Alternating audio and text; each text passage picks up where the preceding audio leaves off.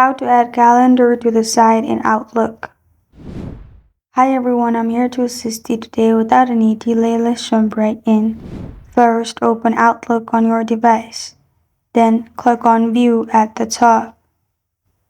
After you click on View, at the bottom you'll find all these options. Search for My Day option. If it's not available in there, you'll find it on the top right corner. After you click on it, simply click on Calendar. Then you'll be able to view calendar. You can also choose month and also date. You can also see week in the calendar. You can also add new events at the bottom. And this is how to add calendar to the site and Outlook. Thank you for joining me today. If this video helps you out, please leave a like and subscribe for more. Got a question or want to suggest a topic? Comment below. Thank you for watching.